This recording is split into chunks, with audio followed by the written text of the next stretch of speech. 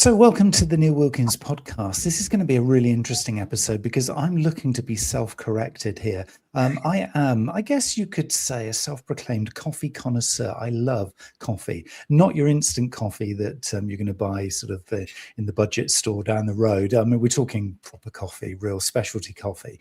And yet, I feel challenged because my guest on this episode of the podcast is Steve Frazier. Now, Steve has a lot of science-backed, a lot of evidence-based opinions around the topic of and the impact of coffee and caffeine. And so we're going to go deep into the pros and cons. Hopefully there are some pros because I don't want to give this thing up. And I'm sure lots of you will feel that as well. Is this the right thing to do? Is this something we should be running from? Let's go and explore this. Steve, welcome to the podcast. Thanks, Neil. It's great to be able to talk to somebody who has gone deep into this and clearly has spent, I guess, many years in a relationship with coffee and caffeine to come to so many conclusions, to so many, I guess, opinions on whether it's the right or wrong thing to have as part of your life. Where should we get started on this? I think we start really when my chronic caffeine use started, which was 40 years ago. And that would be when I bought my first restaurant. So for your entrepreneur people, you know, I've lived this life. I lived that life for 25 years. After I bought the first one, then my wife and I built 5 more, and we owned and operated them over the next 25 years. And I lived on caffeine. And it was a Mexican restaurant and bar. They were small places. And I would medicate myself with tequila and beer at night to go to sleep because I drank so much caffeine during the day. I mean, there were days when I would be 2-fisted cappuccinos. You know, this was 20 years ago and they didn't have the fancy coffee shops. I went to the gas station and they had the cappuccino machines and I'd have 20-ouncer in each hand. So not only did I get a lot of caffeine, I got a lot of sugar. Well, that came to an abrupt halt about 11 years ago. When I was traveling to work at a different thing. I was going to be gone all day. I was caffeine loading and I had, I believed what I thought was I was having a heart attack. So I turned around, called my wife. She took me to the emergency room. Heaven forbid I just go right to the emergency room. I went home so she could take me to the emergency room. And they hooked me up and I'm watching the EKG machine. And it's going up and down and up and down. And I believe that I'm having a heart attack. And the doctor walks in. The first thing he says to me is, "You're going to be okay. You didn't have a heart attack. You're not dying." I felt pretty good about that. And then he explained to me that what I had was something called premature ventricular contractions, which are PVCs for short, and they're caused by stress. And then he paused and he smirked and he said, "And caffeine." And I mean, I knew when he said that, I knew exactly because I had some minor incidences in the past, but nothing like this. So I quit and it was good. You know, they went away. I didn't have any more PVCs. I started sleeping well. Realized I had been drinking caffeine for 30 years. I don't like caffeine. I love caffeine. Okay. I'm honest. Gives me a buzz, gives me energy, does all these things for me. So like every good addict, I thought I could drink caffeine and control it. You don't control things that control you. And so 2 years later, I started drinking caffeine again. And then 6 years later, which is about 2.5 years ago, I just realized that it was owning me. I couldn't function without it. When I woke up in the morning, I had to have coffee. I had to have sodas during the day or pops, and then I would have an energy drink once in a while. I was always tired when I woke up. I was irritable. And I realized that I was being controlled by a substance. And that's what a lot of people, you know, I'm not here to judge or shame because amazingly, and this is kind of it is documented. Every day, 4 to 6 billion people in the world drink caffeine. Now, that's staggering. It's a $1 trillion business. And so when you look at that, you say to yourself, why is that? Well, it's legal, it's socially accepted, and often socially promoted. And I have a history of self-sabotage work. Okay. And one of the things that we talk about in self-sabotage is being in the herd. If you're in the herd, you're safe. So if you're going to the coffee shop and drinking coffee, you're in great shape. If you go to the coffee shop and have a decaf, or you have a non-caffeinated beverage, you all of a sudden are looked at, they give you the side eye, like, ooh, can we talk to this guy anymore? He's not drinking caffeine. It would be the same, and I don't know what they have in England. In the United States now, we have a lot of non-alcoholic beer, so people can go to the tavern or the bar and have a NA beer or NA drink, and more and more. But there's still social pressure when you go into that bar with your friends to have a drink with them. And, you have to have a plan. Like in everything you do in life, you got to have a plan. And so how do you deal with it when you go to the break room and you're no longer drinking regular coffee with these people? Because you have to have a plan, because they're going to say something and you need to be gentle but firm, because otherwise you will collapse and you'll drink caffeine. It's human nature. When the herd says do something, most people will do what the herd says. And I guess for you then, Steve, the moment must have been when, and I'm going to quote you here, I was regulating with tequila. I mean, honestly, that's a sign, isn't it? I mean, that's kind of clearly really obvious to you as a human being, that if I'm regulating with tequila, something is awry here. Something is clearly not quite right, because most people wouldn't use that phrase, would they? So, right. I mean, was that the calling card? Was that the moment when you sort of thought, hold on, there's something really kind of not right here? Because I guess most people are just blindly or mindlessly doing this. I put myself into this category. I'm not really thinking about it. I enjoy it. I love it. I absolutely love a good coffee. I don't like a bad coffee, but I love a good coffee. Yep. And I'm not really looking at the consequences. I mean, I think about time of day, but there's no obvious signs for me that it's not a good thing to do. So do I need to wait until that kind of tequila calling to be able to identify that I've got a problem, or are there some kind of sort of earlier signs that I might spot? There's a whole bunch of earlier signs. Okay. One is that, you and you wouldn't be the rare person. You could be a normal coffee drinker that can handle this and really have no outward side effects. Okay. I'd ask you a question. I'm kind of putting you on a spot here, but when you wake up in the morning, are you tired? Less so these days. I did go through a phase, I would say probably 3 or 4 years ago, where I would say, most days I was waking up tired. But these days, in the last few years, which is ironic, seeing obviously I'm getting older, I'd say less so. I don't have particularly great sleep. I wouldn't say the quality or the amount of my deep sleep is particularly impressive. Yep. But I'll sleep. I don't have insomnia or anything like that. Right. So, well, you're fairly normal there. I appreciate your honesty. When you wake up in the morning, do you drink coffee right away? So this is a new little protocol that I'm trying, which is the glass of slightly saline water with some lemon juice and some Manuka honey in it. So it's Celtic sea salt, little glass there, which is the first thing to kind of almost reset or get yourself started. Then after having a little bit of porridge, which I have as my breakfast, then I might go to the first coffee of the day. But that won't be for an hour, I would say, until getting up, something like that. I will tell you something. You could have just gave my talk for me. Okay. Oh, that's positive. That's how I start that. And that's how everyone should start their day, whether they drink caffeine or not. Okay. Because I don't know if you realize what you're doing. The lemon water with a little bit of salt, what it does is rehydrates your cells, because you were dehydrated overnight. And the worst thing to do, and this is just a fact, I'm not judging again.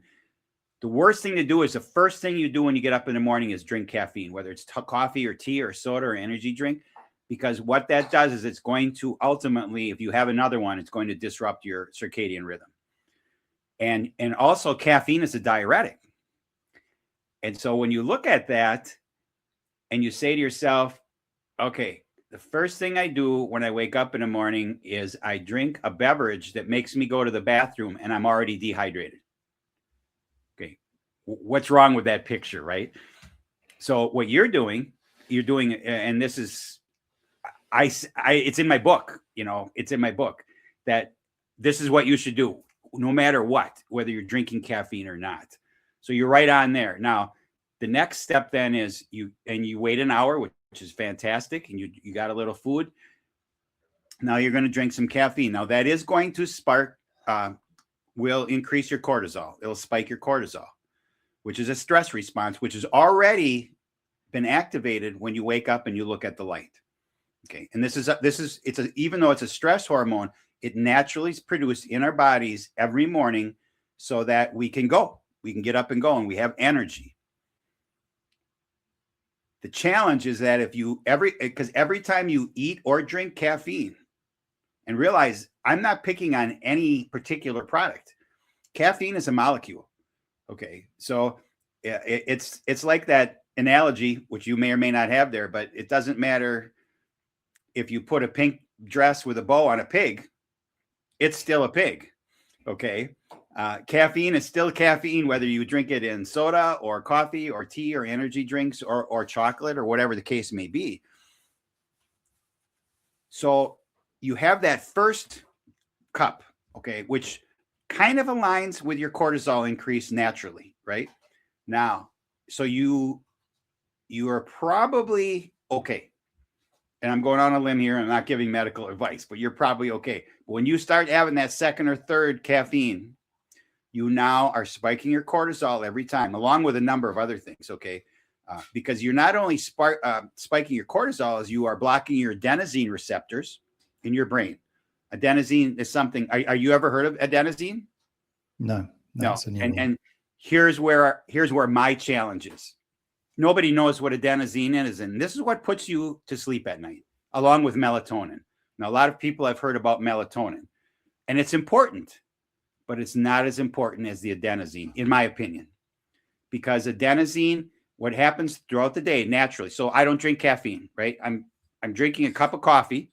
Okay, you can judge me all you want. It's organic, Swiss water process, which takes out 99% of the caffeine, and it's organic. So, and yes, there are benefits to drinking good coffee. Unfortunately, if you keep the caffeine in there, it washes any health benefits away. And I've done a lot of research on this. Ultimately, there is no health benefits long-term or midterm to drinking caffeinated coffee. They just don't exist. There are some industry studies that will try to tell you because they spin it. Okay. I mean, I have 300 references in my book. Since then, I've probably accumulated another 100 to 200 in my research. It's just not there. Okay. The health benefits just aren't there. And we have a lot of guys in the United States that are making millions and millions of dollars promoting coffee. I mean, there's a guy that says if you drink three to 5 cups of coffee a day, you're going to live longer and you're going to be healthier. And he's just lying.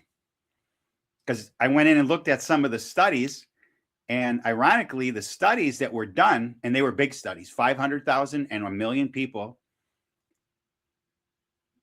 they were done with half decaf and half caffeine, and they got the same results. So the caffeine was not the mitigating factor in the studies. It was the health benefits, because good coffee will give you antioxidants and also polyphenols, among a couple other things. Now, you drink up good coffee, okay? And I'm not going to judge you, but I hope it's organic, okay? Because you don't have any pesticides and herbicides in there. But decaf in particular, when you take in a normal decaffeinating process, they use chemicals, and some of those chemicals stay in there. Okay, they just can't get them all out. And regular decaf coffee still has 10 to 15% of caffeine in it. So that's why I mentioned the Swiss water process, and that's not a patented trademark thing. That's a process that anybody can use. They use water to take the caffeine out of the beans. Where in regular decaf, they just use chemicals. Now, if you are drinking organic, regular caffeinated organic coffee, fair trade coffee in particular, you're not going to get a lot of those nasties, in the show notes. And I've already sent them to you. I have a list of the 10 nasties in your coffee, which you should look out for. And then it also gives a list.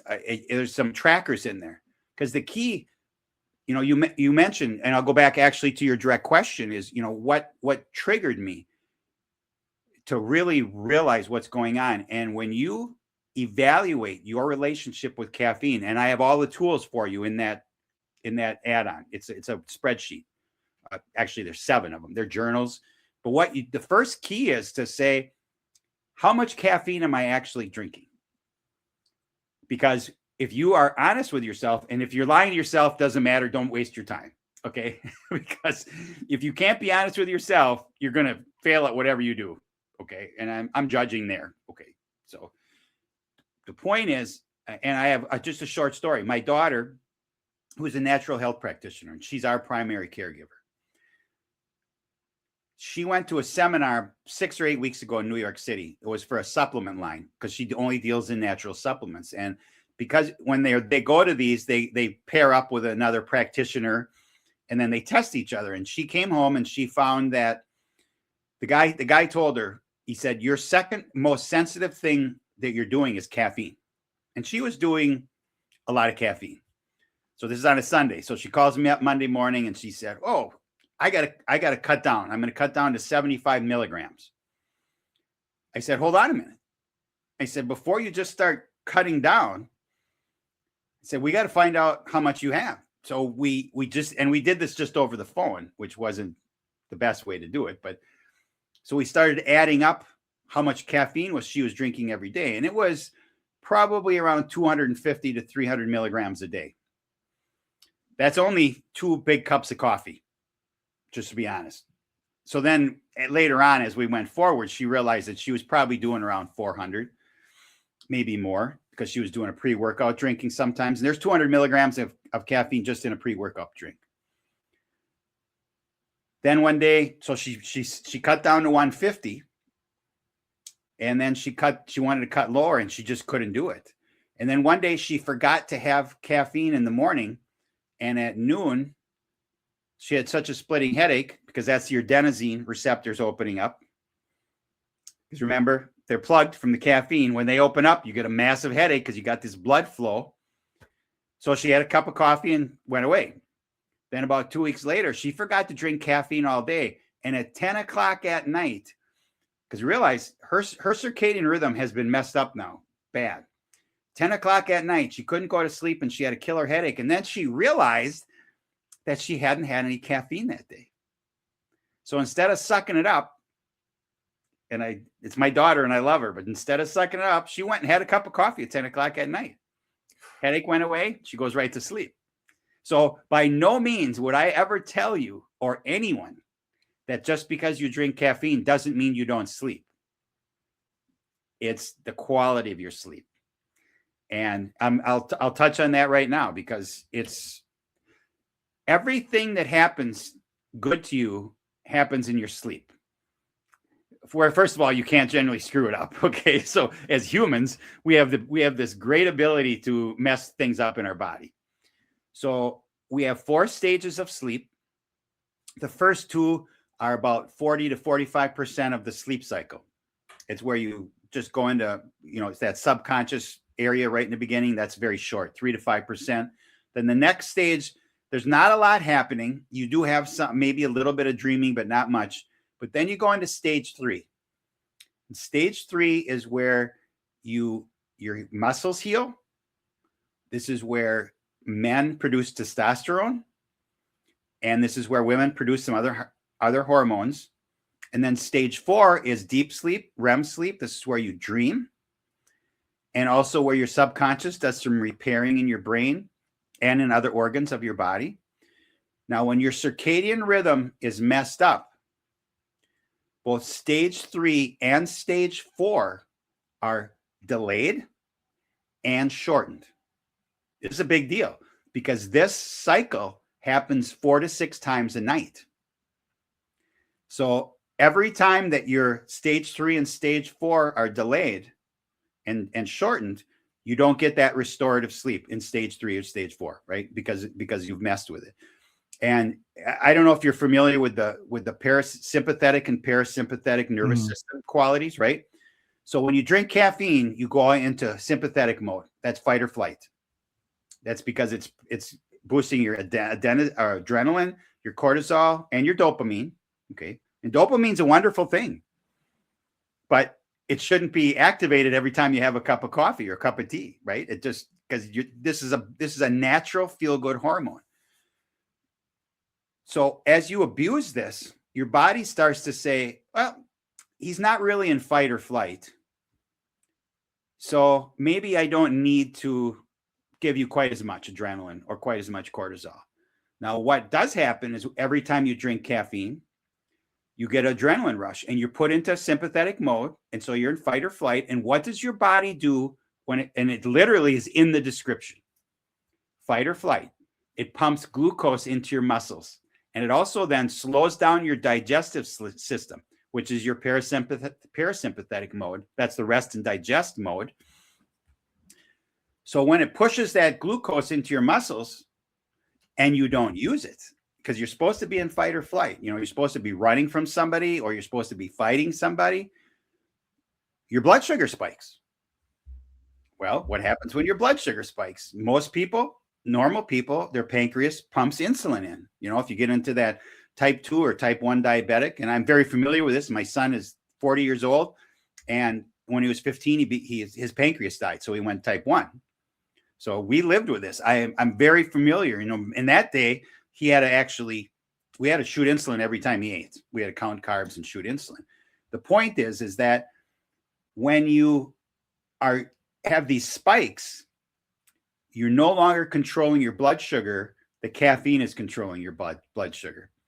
And, if you know somebody that has blood sugar issues and is drinking a lot of caffeine, this could be the cause. Now, realize this could be the cause. I'm not telling you by any means, everything I say is not a direct indicator. What it is, it's an option. And I have enough studies to show that it definitely is influenced and does cause some of these things in certain people because everybody's different. You're different than me. You could drink a cup of coffee at Starbucks, and I don't think you have Starbucks there, but we do. We have many Starbucks here. Oh yeah, and so do we. I live in a small community, and I have 3 Starbucks within a mile and a half of my house, and I live in a residential community. That's how rampant it is. So if you drink a 20-ounce cup of coffee from Starbucks, and I drink a 20-ounce cup of coffee from Starbucks, we're going to have 2 different reactions, whether I'm drinking caffeine or not. At some point, the more you drink, the more you need to drink to get that same buzz, whatever the reaction is. And I find it extremely interesting. And I've done a lot of these. I've done 50 plus podcasts. I'm now hosting my own podcast, and we're talking about caffeine sometimes. I don't really like the taste of coffee because it's bitter, because coffee in itself is a pesticide. The caffeine is a pesticide created by the coffee plant to keep the insects off the plant. Okay. Now, again, I'm telling you things that some people don't want to hear. Okay. That's my role. I deal with a lot of cognitive dissonance, and I'm going to explain that for your listeners who don't know what that is. When objective truth is presented to you that goes against all of your beliefs and programming you've had your whole life, whether it's 20 years or 60 or 70 years, what happens is you tend to disregard that objective truth because it doesn't fit your belief system.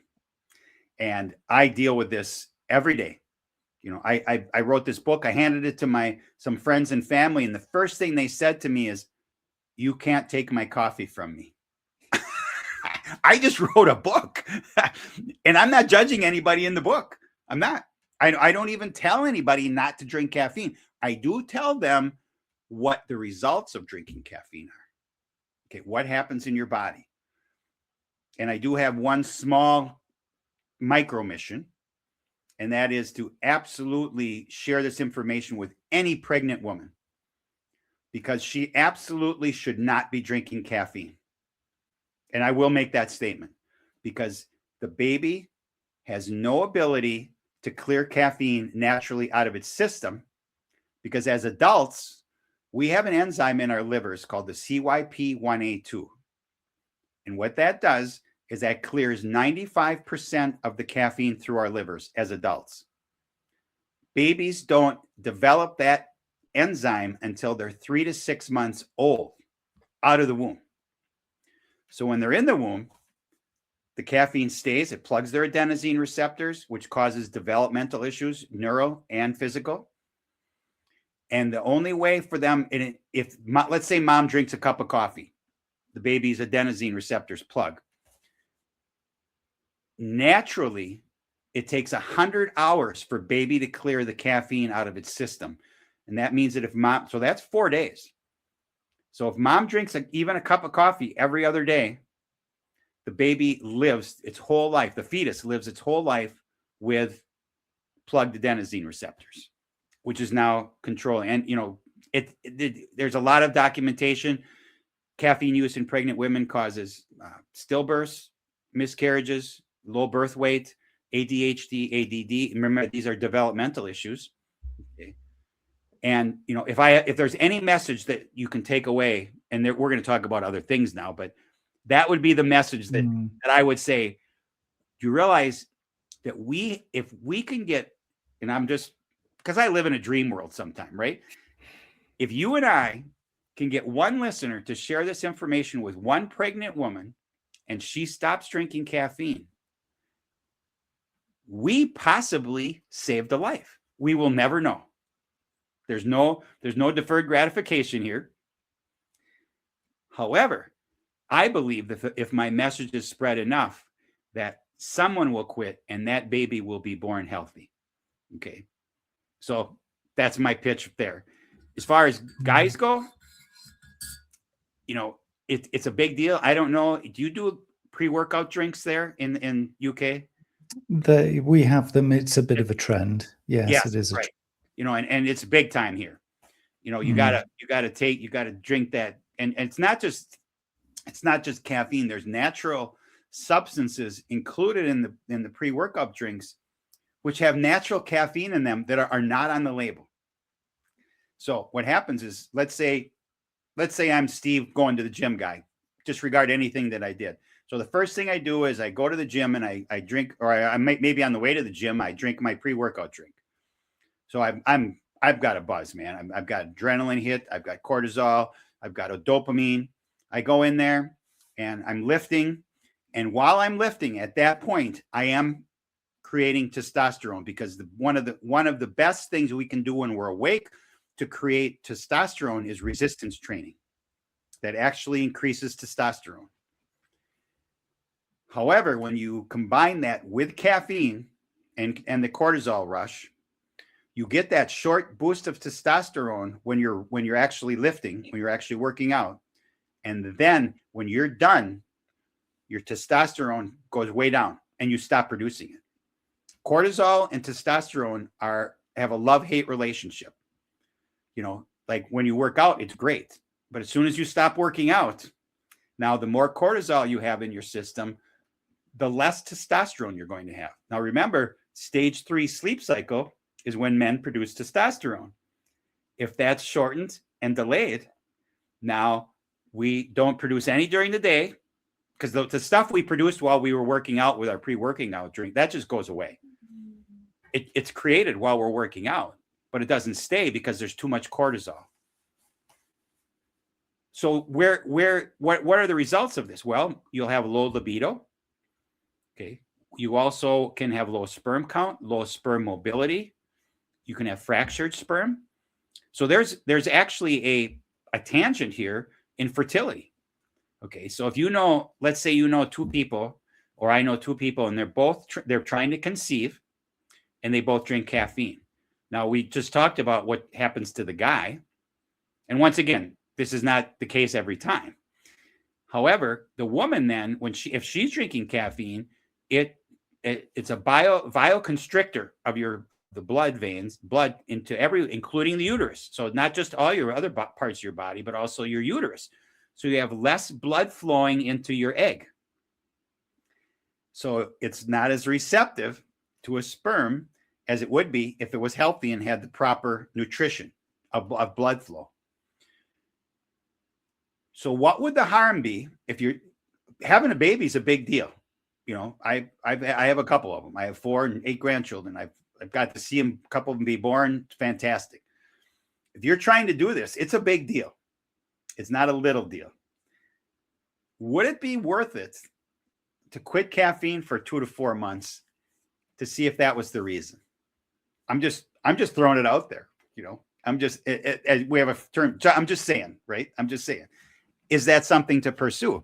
Now, if you go to your doctor, probably 98% of the doctors aren't going to know anything about this, because you realize that 85% of the adults in the world drink caffeine. So the doctors and nurses are in there, and they have a certain amount of cognitive dissonance when it comes to caffeine.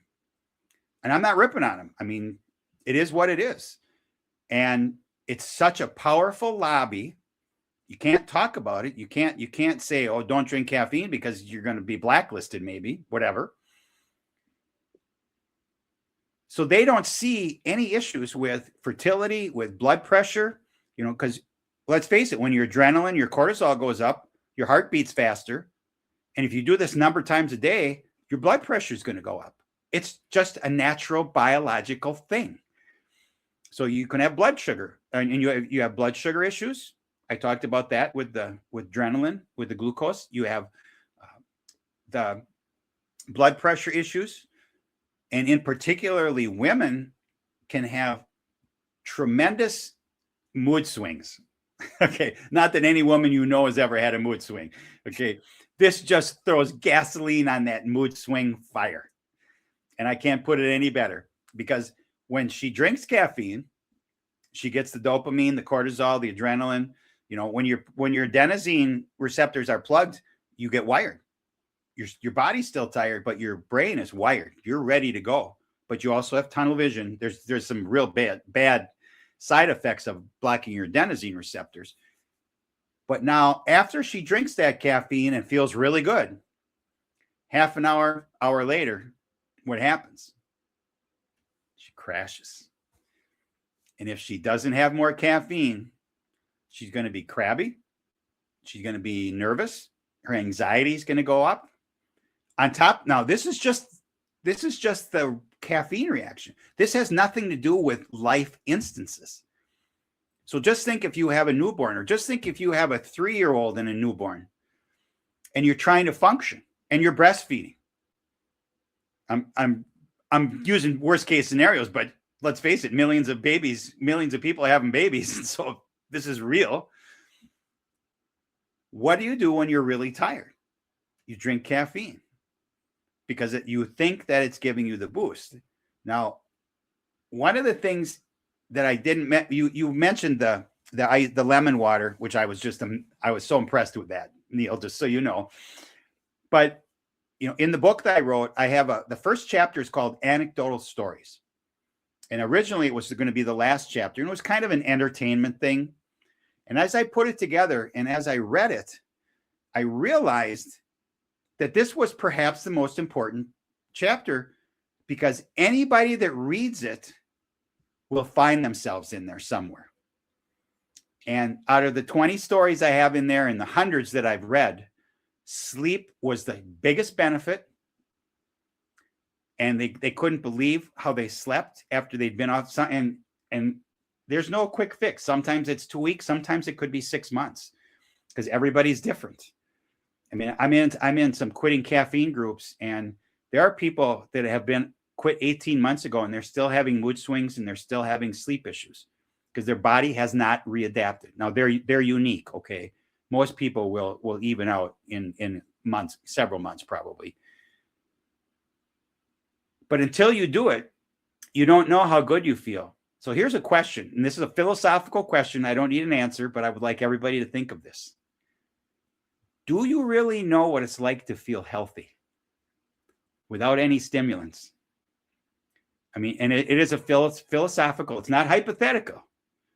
But if you pause this podcast for 10 minutes and evaluate your health, you might think quite differently on what you're consuming. And this isn't just about caffeine. It's also about, GMO foods, non-organic foods, whatever, processed foods. Because if you stop drinking caffeine and you still eating processed foods, you're still going to feel crappy. Okay. Because that's just the way it works. Because there's so many things in there that are bad for you. But you evaluate your health. And that's one of the things in some of the journals that I have attached in the show notes, is that you can evaluate, it talks about your moods. It talks about how you feel after you drink caffeine, after you eat caffeine, whether it's chocolate or whatever the case may be, and then what happens an hour later or what happens 2 hours later. And it's self-examination.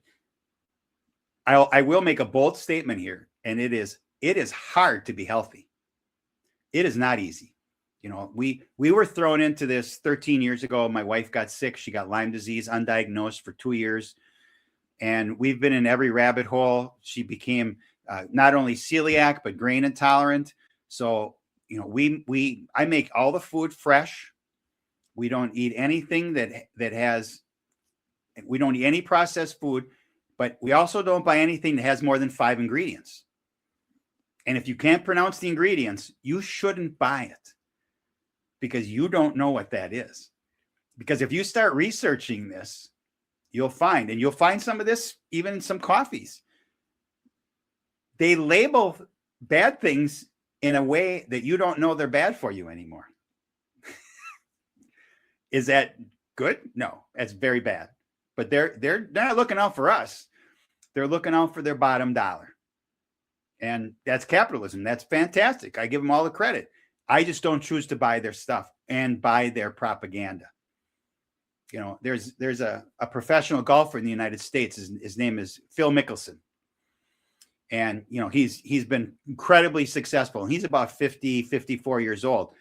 And on my Facebook feed now, every day I get at least 2 or 3 ads for this. It's called Good Stuff. And the guy that's pitching it is a health coach. And he said, coffee is incredibly good for you. It's the stuff that you're putting in the coffee that's bad for you. So they created this Good Stuff. Okay. Now, I know exactly what he's doing. He's, the celebrity sales pitch. If Phil says this is okay, it's got to be okay, because I've watched him play golf for the last 30 years and he's just been fantastic, right? You know exactly what I'm saying here. It doesn't matter. You're doing it in anywhere around the world. You've got celebrities pitching stuff. And for that guy to make that statement that drinking coffee all day is good for you, that's just a lie. And that's dangerous. Okay. Because there are people that are extremely sensitive to coffee and caffeine that shouldn't be drinking it, and they're still drinking it, and they can't figure out why they're all messed up physically and mentally. So our battle is one of the cognitive dissonance, and then we have this incredible social promotion of caffeine, and no one ever talks about the possible negative side effects. And once again, you can drink caffeine. Now, I will, and I'm not saying this to offend you, but it is affecting your sleep cycle. Okay. Now, because you and I don't control that, our bodies control that. And when our circadian rhythm is disrupted, stage 3 and stage 4 are going to be delayed and shortened. We don't control that. But you sleep all night. I know you do, because billions of people sleep every night that drink caffeine. So I'm not selling that. What I will say is that you wake up tired, and many people, contrary to what you do, first thing they do is, and I talked to a lot of people about this. First thing they do is have a cup of coffee or a cup of tea or an energy drink, because they're tired. When I wake up, the first thing I do is I look at the sun. Or now I have a sun lamp that I turn on because it's dark here yet when I start in the morning. What does that do? It gives my cortisol a boost. Instead of drinking caffeine, I do it naturally. So then throughout the day, my cortisol goes down, my melatonin and my adenosine go up. But every time I drink caffeine in there, I'm going to disrupt that cycle. And one of the things that happens in your parasympathetic mode, which is where you enter when you go to sleep, is that if you have been drinking caffeine throughout the day, you never truly reach a true parasympathetic mode. I repeated myself several times there because it's that important. And if you don't reach that parasympathetic mode, one of the things, and this is kind of bizarre, is that your adenosine receptors stay plugged. So when you wake up, your adenosines never really had an opportunity to work throughout the night. And so you're tired because you still have the adenosine in you. Okay, if that makes sense. I try to make that as simple as I can because it's significant as far as your parasympathetic mode. If you never truly reach that, and then you never truly reach that rest and digest mode, which is crucial for healing and rest. And anybody, if you have an interest, you just go and research how important sleep is. And I mean, that's a no-brainer, and that's not censored, okay? Because it's something that they don't censor. They'll tell you the truth, and generally whatever search engine you use, you will find that yes, you need sleep, and you need that stage 3 and stage 4 to function well throughout the day. So my understanding, Steve, is that, and I could be wrong, so I really, really like your opinion on this one, is that as long as I stop drinking coffee at least 8 hours before bedtime, I'm going to be okay.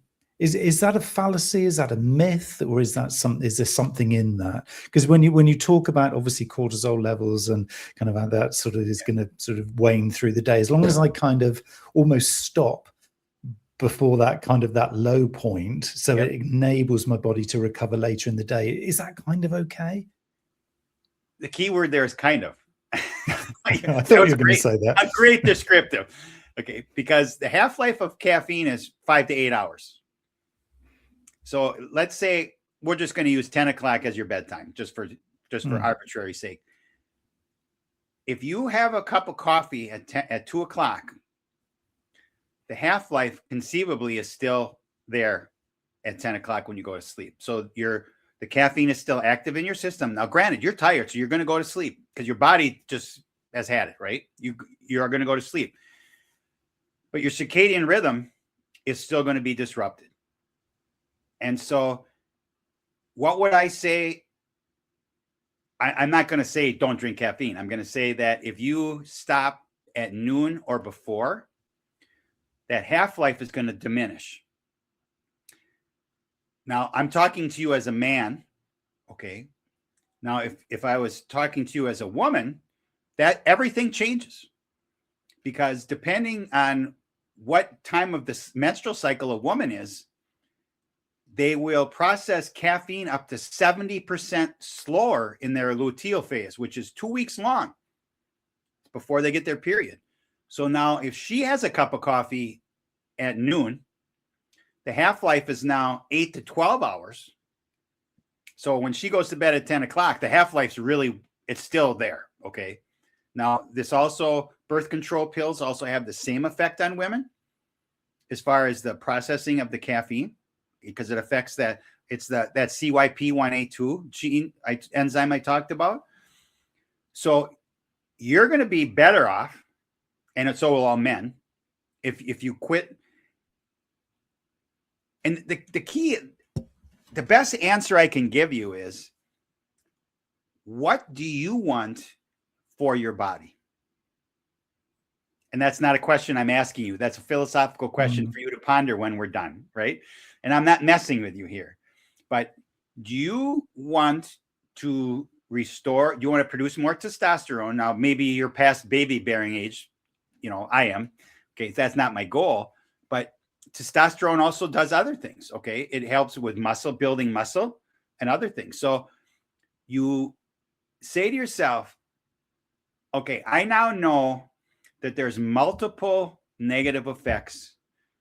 potential negative effects of caffeine on my body. Am I willing to accept these?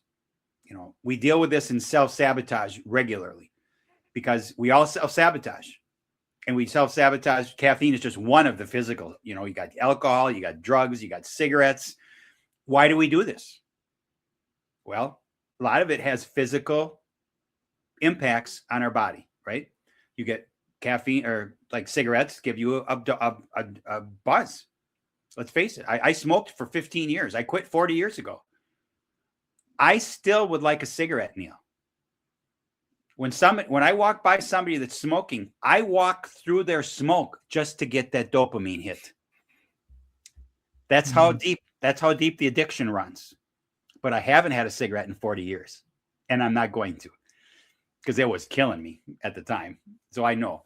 The question is, you take that analogy, and I've done a number of podcasts with recovered addicts. I've been on their shows, whether it's drugs or whether it's alcohol, it doesn't matter.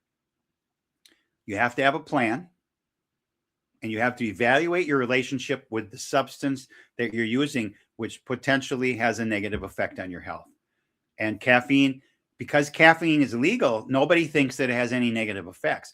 It is never going to be illegal. With the amount of money that's there, it will never be illegal, in my opinion. Okay, at least not in my lifetime, because it's rolling. It's $1 trillion business. We can't even comprehend what $1 trillion is, right? And so there's so much money behind this that we're never going to see it,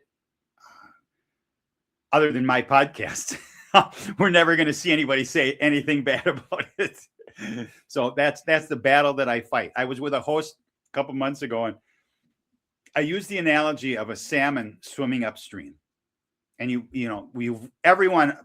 almost everyone has seen these pictures of the salmon swimming up jumping over the little waterfalls to get because they go back to their birthplace to spawn.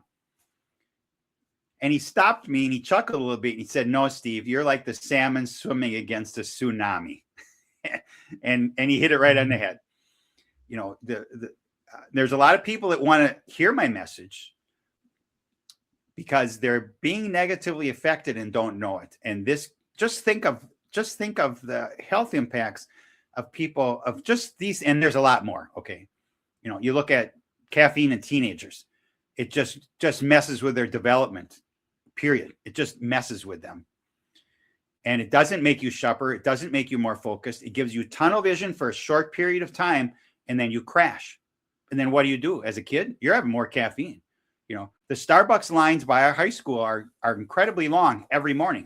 And guess why? Guess who's there? The kids going to high school. They're driving through the Starbucks line to get their caffeine to start their day. And so what happens is that it hurts neural development, it hurts muscle development. You know, boys with testosterone, they're not producing. This is a time when they should be producing a lot of testosterone. And it will wreak havoc on PMS. And here's a fun fact to know and tell. In many PMS medications over the counter, they have huge doses of caffeine. And caffeine will exasperate your cramps and your menstrual PMS problems. And what are they doing? They're giving you caffeine, because what it does, it gives you a short-term hit, right?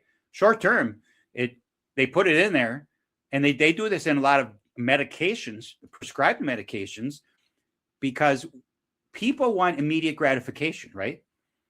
So what they do is they take their pill, and 15 minutes or 20 minutes later, they feel good. Why? Because they got a dopamine hit, they got a cortisol hit, they got adrenaline hit, their adenosine receptors were closed, so they're wired. And this happens, and so just think of a woman who has severe menstrual cramps, and I know several in my life. I mean, I'm 68 years old. I've met a few women that have bad cramps, right? What happens is they get temporary relief when they take these meds, and then it's worse when they wear off.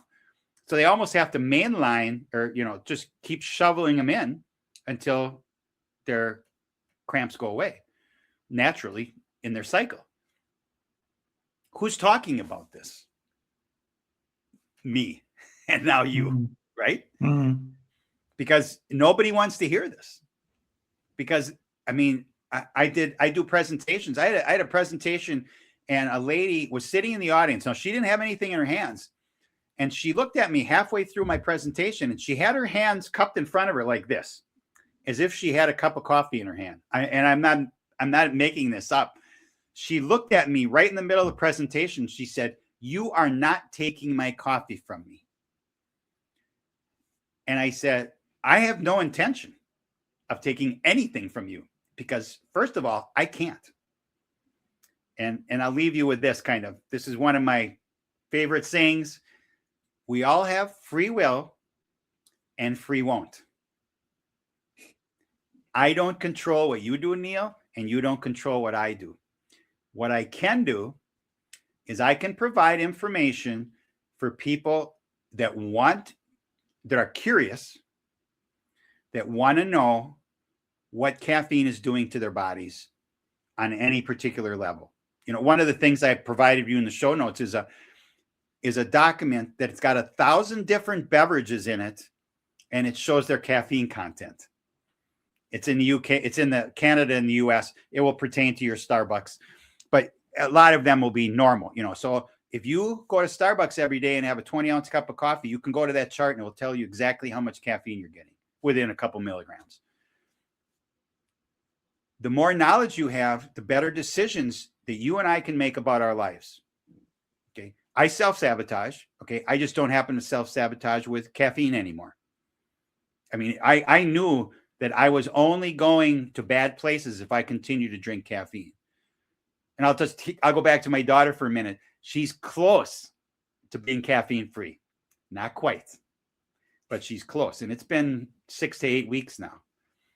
But she knows that long-term, this is the best thing because she works out a lot. She used to do pre-workout drinks when she went to the gym every morning. And the reasoning was they all wanted to get personal records, PRs. I said to her one time in a very non-confrontational way, I said, "You do realize that these are artificially stimulated personal records?" And she looked at me and she smiled and she said, "We all know that and nobody cares." Wow, it's frightening. Frightening it. It's terrifying because they don't care. If I can lift an extra 10 pounds today because I had 300 milligrams of caffeine, if that's what it took, that's what I'm going to do. So do you think, Steve, then, that kind of this trend towards wearables, health and fitness wearables, so the Apple Watch, Aura Ring, Whoop, there's a whole range of different, I'm just quoting the ones that I'm actually wearing literally here right now. Yep. Just because there's almost a fascination to kind of watch the evidence. I think for some of us who are kind of quite data or evidence driven, we want to see the feedback. It almost needs to be more than just how I feel when I wake up. I need to see some numbers or some graphs. Do you think that could support this kind of a journey? Because I'm sure a lot of people are thinking, I'm curious, but I need to see it for myself, right, about myself. So would you advocate wearables in that regard? I have two answers for you. The first answer is absolutely. They're gonna help you. Okay. The second answer goes back to cognitive dissonance. Okay. And this is opening for another podcast if you ever want to do one on EMFs, electromagnetic frequencies. Okay. I am a subject matter expert on EMFs. Okay. I make a product called Organites. We've proven it through muscle testing and through blood tests that they mitigate EMFs. When you put anything next to your skin, the EMFs go right into your bloodstream. And unfortunately, those AirPods you're wearing, they are frying your brain. Okay. I'm being honest because they're going right through your head, right through your brain. And I'm not picking on you. The best thing to do is if you're going to wear earbuds, wear these plugins. And they're plugins, right? And so there's no EMFs going through there. You're just getting the result of your earbuds.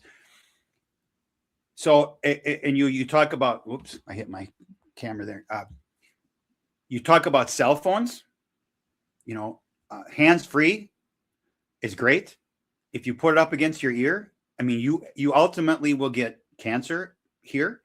Women have been known to keep their cell phones in their bras and they will get breast cancer from it, documented.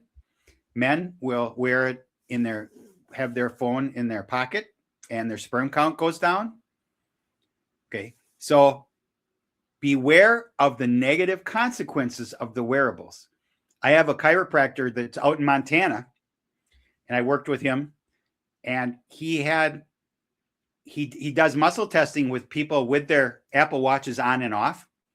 And it's so dramatic. One lady literally threw it in the garbage in his office because she realized what it was doing to her. Now, she could have been very sensitive, so don't misunderstand me. Again, everybody's different.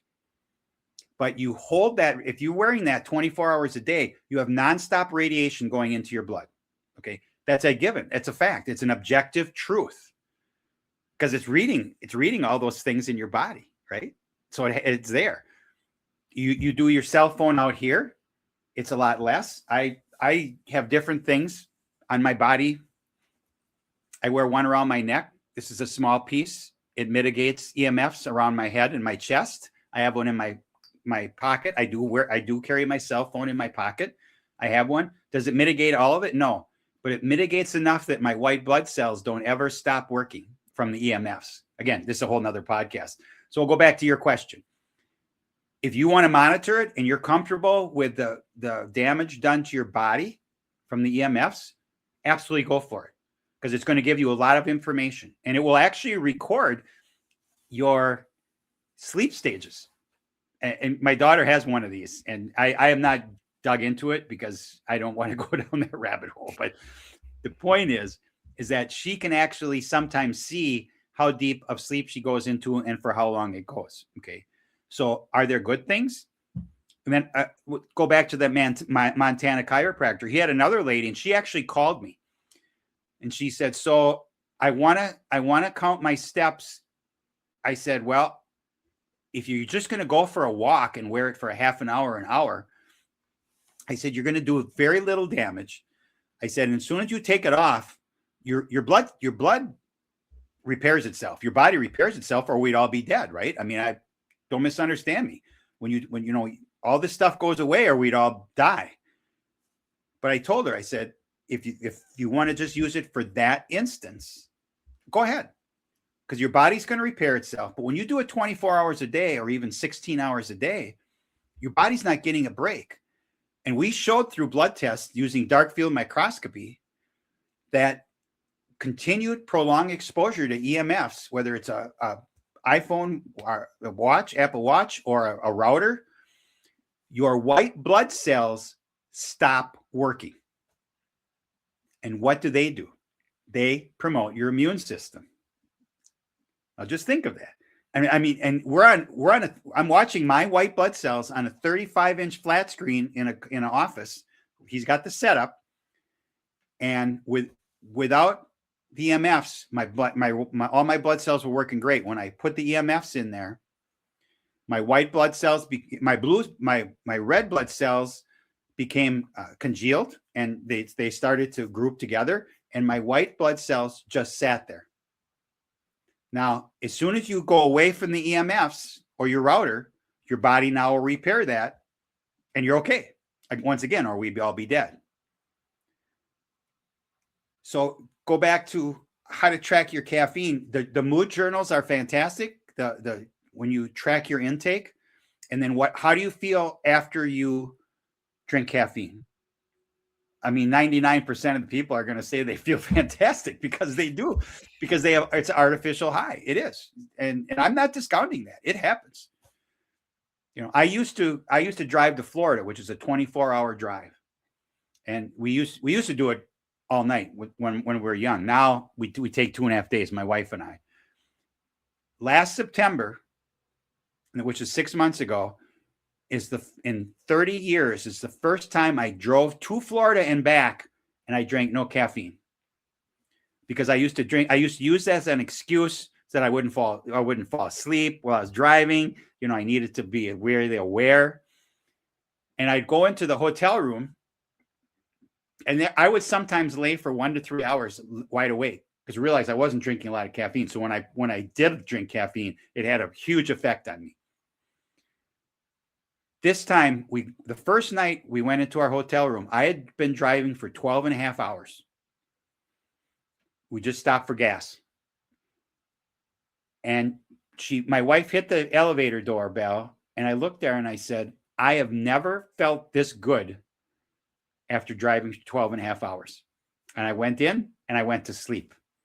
And I got up the next morning and I had energy because in the past, because I didn't sleep all night, what's the first thing? And what's the first thing I did? I went down to the restaurant or the free buffet, and I had multiple cups of coffee, and then I did it all day. And then I would get to Florida the next day, and then I would stop drinking caffeine for 2 weeks while we were there. And then on the way home, I would start again, and then I would quit again. Now, the good news is that I would quit right away. I even though I have a history of chronic addiction, I was able to just say to myself, okay, you're only doing this for 2 days or 2.5 days, and then you're done. It's not easy to do. And whenever you talk to somebody that's been addicted to anything, people say, well, I'm not addicted. All I would say to you is quit for 24 hours and see what happens. Because in 24 hours, you're going to know whether you're addicted or not. Because your adenosine, if you're addicted, your adenosine receptors are going to open up. You're going to get massive headaches. You're going to get brain fog. You're going to get fatigue. You're going to want to go to sleep, because realize adenosine puts you to sleep, and they are now open. And they say, oh, it's good to be open. Now we're going to sleep. You haven't, and we're talking neurons and stuff. But the point is that if you look me in the eye and say, I'm not addicted, I would challenge you to quit for 24 hours and see. And if nothing happens, you're not addicted. You're physically not addicted. But vast majority of people are going to see some of those side effects. And then if the longer they go without caffeine, the side effects will increase, and then they'll diminish. When I quit cold turkey last time, 2.5 years ago, and I lost 3 days of my life. I was done. Headache, brain fog, fatigue. I basically just laid in bed. And I called my daughter and I said, what can I do? Because I wanted some fix. Right? I wanted a natural fix. She said, well, you got to drink a lot of water, as much as you can, because it's going to help flush your system. And then she said, if you want to humor yourself, I realized she's a natural health practitioner. She said, if you want to humor yourself, you can take some ibuprofen.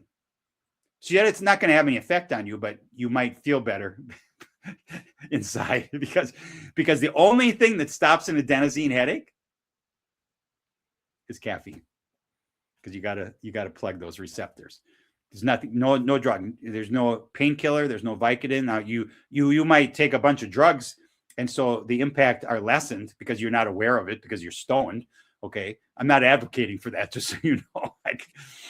The point is that there's nothing you can do if you quit. Now, my suggested way to quit is to taper. Okay, you taper over. Once you've decided to quit, that's the big deal. You don't try to quit anything. You either quit or you don't quit. It's simple, and all the addict recovery people I've talked to agree with me. And I was in the restaurant business for 25 years. I had thousands of employees, and they'd come up to me, and they all smoked and drank. And they'd come up to me and they'd say, well, tomorrow I'm going to quit smoking. So I want you to be aware, because I'm probably going to be crabby.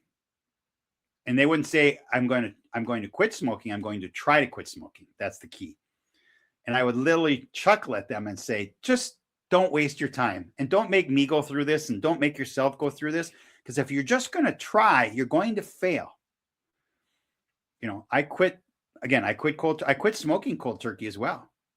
And that wasn't easy. But it's still in my subconscious that I like it. And I know it, but I'm aware of it. And a lot of people aren't aware of their self-sabotage techniques or things like this with the caffeine. So if you want to get a hold of me, you can go to stevefrazier.net. And you can put that in the show notes as well. I have 3 coaching programs on there, but there's a lot of free information on there as well about self-sabotage, because I have a caffeine program, I have a self-sabotage program, and I have a faith-based self-sabotage program. Okay, because people, they say, what's self-sabotage? Well, when you look at them and you say, well, it undermines your own morals and values. Well, if you go out and get hammered at night, and you feel like terrible the next day, and you're non-functional, you just self-sabotage yourself because you lost a day of your life, productive day. You're still alive. Okay. You understand where I'm going with all this, is that we control our destiny. No one else does. I use in a lot of my presentations, I have a man and a woman in separate slides that they're looking in the mirror.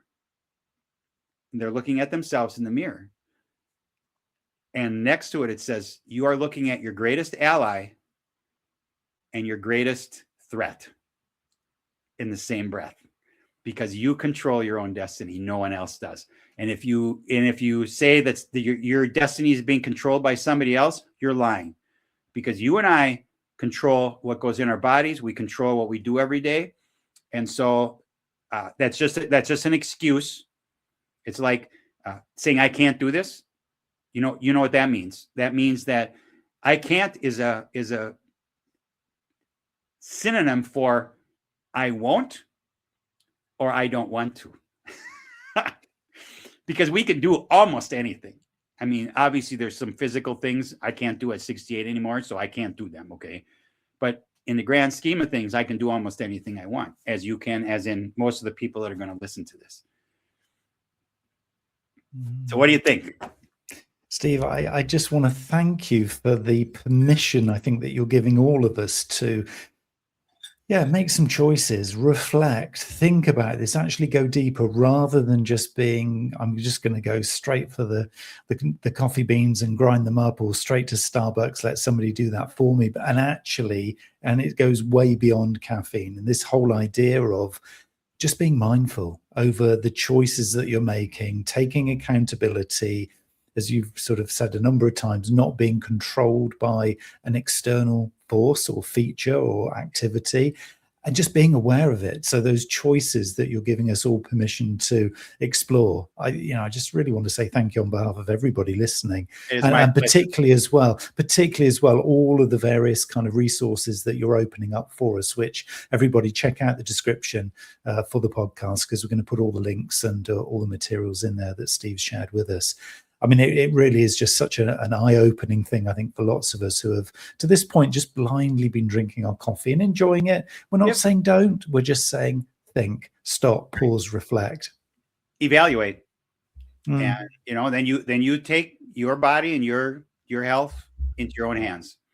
And that's a lot of things that people don't understand, is that they control their health, but they're not aware of some of the things that they're doing to themselves that are hurting themselves.